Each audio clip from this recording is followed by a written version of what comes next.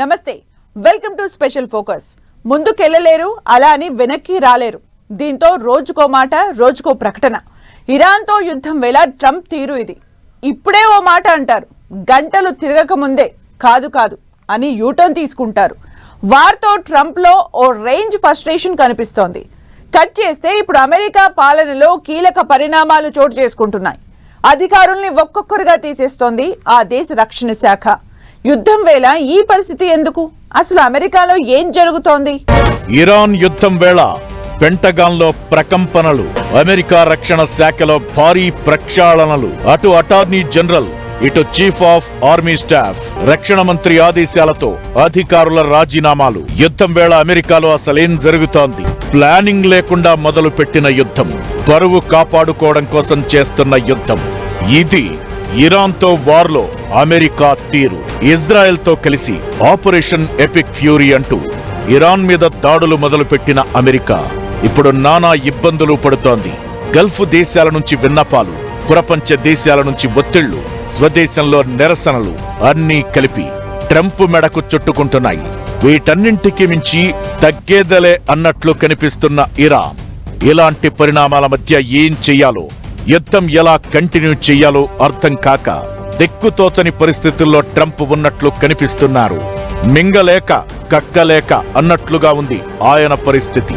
అయితే ఇప్పుడు ఆ యుద్ధం ప్రభావం అమెరికా సైన్యంతో పాటు ఆర్మీ చీఫ్లు, కీలక విభాగాల అధిపతుల మీద పడుతుందా అంటే అవును అన్నట్లే కనిపిస్తోంది. కీలక అధికారులు ఒక్కొక్కరుగా బాధ్యతల నుంచి తప్పుకోవడం ఈ వాదనకు మరింత బలాన్ని చేకూరుస్తోంది. అమెరికాలో ట్రంప్ సర్కార్ మరోసారి సంచలన నిర్ణయాలు తీసుకుంది. అమెరికా అటార్నీ జనరల్ పామ్ బాండిని ఆ పదవి నుంచి తొలగిస్తున్నట్లు ట్రంప్ ప్రకటన చేశారు. ప్రస్తుతానికి డిప్యూటీ అటార్నీ జనరల్ టాడ్ బ్లాంచేను తాత్కాలిక అటార్నీ జనరల్ గా నియమిస్తున్నట్లు తెలిపారు. బాండీ తొలగింపుపై తన సోషల్ మీడియా అకౌంట్లో పోస్ట్ చేసిన ట్రంప్ ఆమె అటార్నీ జనరల్ గా ఉన్న సమయంలో చేసిన పనిని ప్రశంసించారు. నేరాల అణచివేతను పర్యవేక్షించడంలో ఆమె అద్భుతంగా పనిచేశారని, ఆమె ఒక విశ్వసనీయ స్నేహితురాలని, దేశభక్తురాలు అంటూ పొగడ్తల వర్షం కురిపించారు. పామ్ బాండీ ప్రైవేట్ రంగంలో ఎంతో అవసరమైన ముఖ్యమైన కొత్త ఉద్యోగంలోకి వెళుతున్నారని పొగిడిన ట్రంప్ ఆమె ఎందుకు పదవిని విడిచి వెళుతున్నారనే దానికి కారణం మాత్రం బయటపెట్టలేదు. ఇకటు అమెరికన్ ఆర్మీలో కీలక వ్యక్తుల తొలగింపు ఇప్పుడు మరో చర్చకు దారితీస్తోంది. వైట్ హౌస్ పరిణామాలను నిశితంగా పరిశీలించే వారిని బాండీ తొలగింపు పెద్దగా సర్ప్రైజ్ చేయలేదని టాక్. ప్రభుత్వ ప్రతిష్టకు భంగం కలిగించిన ఎప్స్టీన్ ఫైళ్లను బాండీ నిర్వహించిన తీరుపై ట్రంప్లో అసంతృప్తి పెరుగుతూ వచ్చిందని తెలుస్తోంది. దీంతో ఆమెను తొలగించినట్లు తెలుస్తోంది. ఇకటు డిఫెన్స్ సెక్రటరీ పీట్ హెగ్సేత్ నాయకత్వంలో అమెరికా భారీ మార్పులు చేపట్టింది. Chief of army staff general Randy జార్జ్ను ఆ పదవి నుంచి తొలగించారు. ఆ తరువాత వెంటనే మరో ఇద్దరు సీనియర్ ఆర్మీ ఉన్నతాధికారులు David Hodne, William Green junior ను కూడా విధుల్లోంచి తీసేశారు. ఇదే ఇప్పుడు హాట్ టాపిక్ అవుతోంది. ఆర్మీ ఉన్నత స్థాయిలో పెరుగుతున్న ఉద్రిక్తతకు ఇది అద్దం పడుతోంది. గత అక్టోబర్లో పదోన్నతి పొందిన జనరల్ హోడ్నే మోడర్నైజేషన్ సిద్ధాంతంపై దృష్టి సారించే కీలకమైన 4 స్టార్ పదవి అయిన army transformation and training command కు నాయకత్వం వహిస్తున్నారు. ఇకటు మేజర్ జనరల్ గ్రీన్ ఆర్మీ అగ్రశ్రేణి చాప్లన్ గా పనిచేశారు. పీట్ హెగ్సేత్ బాధ్యతలు చేపట్టినప్పటి నుంచి రక్షణ విభాగాన్ని పూర్తిగా ప్రక్షాళన చేస్తున్నారు. ఇప్పటికే డజను మందికి పైగా ఉన్నత స్థాయి జనరల్స్ ను, అడ్మిరల్స్ ను పదవుల నుంచి తొలగించారు. ముందస్తు పదవీ విరమణ చేసేలా ఒత్తిడి తెచ్చారు. గతంలో joint chiefs of staff chairman general Charles CQ Brown పై ట్రంప్ వేటు వేయగా అప్పట్నుంచి సైనిక అగ్రనాయకత్వంలో భారీ మార్పులు చోటు చేసుకుంటూనే ఉన్నాయి. యుద్ధ సమయంలో ఇలాంటి మార్పులు రావడం అంతర్జాతీయ స్థాయిలో చర్చనీయాంశంగా మారింది. అయితే ఇప్పుడు ఒకే రోజు 3 కీలక సైనిక అధికారులను అమెరికా రక్షణ శాఖ మంత్రి హెగ్సేత్ తొలగించడం హాట్ టాపిక్ అవుతోంది. ఇరాన్తో యుద్ధం జరుగుతున్న సమయంలో కీలక అధికారులను తొలగించడం అమెరికా సైనిక చరిత్రలోనే చాలా అరుదైన విషయం. అటు అటార్నీ జనరల్, ఇటు చీఫ్ ఆఫ్ ఆర్మీ స్టాఫ్ తొలగింపుతో ట్రంప్ పాలనలో ఏం జరుగుతుందనేది చర్చనీయాంశంగా మారింది. ఓవైపు భీకరంగా సాగుతున్న యుద్ధం, ఇలాంటి సమయంలో రక్షణ శాఖలో భారీ మార్పులు. ట్రంప్ నిర్ణయాలకు అర్థమేంటనే చర్చ ఇప్పుడు ప్రపంచవ్యాప్తంగా జరుగుతోంది. ఇరాన్ను ఎలా దారిలోకి తెచ్చుకోవాలో తెలియక, యుద్ధం ఎలా ఆపాలో అర్థం కాక నానా అవస్థలు పడుతున్నారు. ఇలాంటి టైంలో అధికారుల్ని తొలగించడం అంటే అర్థమేంటి? ట్రంప్ బ్లేమ్ గేమ్ ఆడుతున్నారా? తన వైఫల్యాలను అధికారుల మీద నెట్టే ప్రయత్నం చేస్తున్నారా? ప్రపంచ దేశాల్లో జరుగుతున్న చర్చ ఏంటి? అధికారుల తొలగింపు వెనుక అసలు వ్యూహమేంటి? ట్రంప్ బ్లేమ్ గేమ్ ఆడే ప్రయత్నం చేస్తున్నారా? తన వైఫల్యాలను అధికారులపై తోసేస్తున్నారా? యుద్ధానికి ఈ తొలగింపులకు సంబంధం ఉందా? అమెరికాలో పరిణామాలపై జరుగుతున్న చర్చ ఏంటి? మిడిల్ ఈస్ట్ లో ఇప్పట్లో యుద్ధం ఆగే పరిస్థితులు కనిపించడం లేదు. వార్ మొదలై నెల రోజులు గడిచింది. మొదటి రోజు యుద్ధ తీవ్రత ఎలా ఉందో ఇప్పుడు అంతకు మించి అనిపిస్తోంది. చిన్న చిన్న ఆయుధాలతో అమెరికాకు చుక్కలు చూపిస్తున్న ఇరాన్ అగ్రరాజ్యానికి భారీ నష్టాన్ని మిగులుస్తోంది. వ్యూహాత్మకంగా దాడులు చేస్తూ అమెరికాకు చుక్కలు చూపిస్తోంది. గల్ఫ్ దేశాలపై దాడులు, హర్మోజ్ జలసంధిపై పట్టు బిగించిన ఇరాన్ మొత్తం వార్ సినారియోను తనకు అనుకూలంగా మార్చుకుంటోంది. హర్మూజ్ అనేది ఇరాన్కు వ్యూహాత్మక బలంగా మారింది అనడంలో ఎలాంటి అనుమానం లేదు. ఆ దేశం ఇస్తున్న షాట్లకు ట్రంప్ మైండ్ బ్లాంక్ అవుతున్నట్లు కనిపిస్తోంది.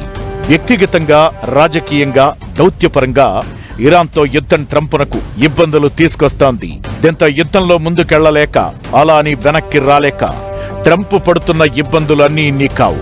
ఇలాంటి పరిణామాల మధ్య ఇప్పుడు ఆర్మీలో, వైట్ హౌస్ లో అధికారుల తొలగింపులు ఆసక్తికర చర్చకు దారి తీస్తున్నాయి. గట్టిగా లెక్కేస్తే ఇరాన్ ను వారం రోజుల్లో గుప్పెట్లోకి తీసుకోవచ్చనేది ట్రంప్ ప్లాన్ గా కనిపించింది. అయితే సీన్ మొత్తం రివర్స్ అయింది.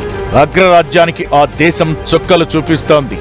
హర్మోజ్ జలసంధి వ్యవహారం అమెరికా అన్ని రకాలుగా కార్నర్ అయ్యేలా చేస్తోంది. ట్రంప్ పిలుపునిచ్చిన నాటో దేశాలు కనీసం స్పందించడం లేదు. దీంతో యుద్ధం విషయంలో ట్రంప్ గందరగోళానికి గురవుతున్నట్లు కనిపిస్తున్నారు. నిజానికి ఎలాంటి ప్లానింగ్, అంచనాలు లేకుండా ఏకపక్షంగా అమెరికా యుద్ధంలోకి దిగింది. మరీ ముఖ్యంగా హర్మోజ్ విషయంలో యుద్ధాన్ని ముగించడం విషయంలో కనీసం ఐడియా ఉన్నట్లు కూడా అనిపించలేదు. ఇదే ఇప్పుడు అమెరికాను, ట్రంప్ను టార్గెట్ అయ్యేలా చేస్తోంది, ఒత్తిడి పెంచుతోంది. ఇకటు ఇరాన్ ఏమాత్రం వెనక్కి తగ్గడం లేదు. దీంతో అమెరికాకు ఖర్చు తడిసి మోపెడవుతోంది. ఇంట బయట అమెరికా మీద ఒత్తిడి పెరుగుతున్న వేళ ఈ అధికారుల తొలగింపుతో మ్యాటర్ను డైవర్ట్ చేసే వ్యవహారమా, లేదంటే అంతకు మించి వ్యూహం ఉందా అనే చర్చ నడుస్తోంది. పీట్ హెగ్సేత్ ట్రంప్కు హితుడు, సన్నిహితుడు కూడా. అలాంటి వ్యక్తి ఇప్పుడు రక్షణ శాఖలో సమూల మార్పులు చేస్తున్నాడు. దీని వెనక కారణం ఏంటనేది మరికొందరి ప్రశ్న. సైనిక పరంగా ప్రపంచంలోనే మేటి బలగం ఉన్న అమెరికా ఇప్పుడు ఇరాన్ చేతిలో దెబ్బలు తింటున్న పరిస్థితి. ఇదే ఇప్పుడు తొలగింపులకు కారణమా? డిస్కషన్ జరుగుతోంది. యుద్ధంలో గెలిస్తే అధ్యక్షుడి సామర్థ్యం, ఓడితే మాత్రం సైన్యాధిపతి అసమర్థత అనే ముద్ర వేసేలా ట్రంప్ తీరు కనిపిస్తుందనే విమర్శలు వినిపిస్తున్నాయి. అయితే తొలగింపుల వెనక మరో కారణం కూడా వినిపిస్తోంది. అమెరికా సైన్యాన్ని వశం చేసుకోవడమే లక్ష్యంగా పీట్ హెగ్సేత్ వ్యూహం అనేది మరికొందరి వాదన. ట్రంప్కు సన్నిహితుడైన Hegseth America first, peace through strength విధానాలను అమలు చేయడంలో ముందున్నారు. ఇరాన్పై సైనిక చర్యలు చేపట్టాలని ప్రతిపాదించిన తొలి సీనియర్ అధికారి హెగ్సేత్ అని ట్రంప్ స్వయంగా ప్రకటించారు.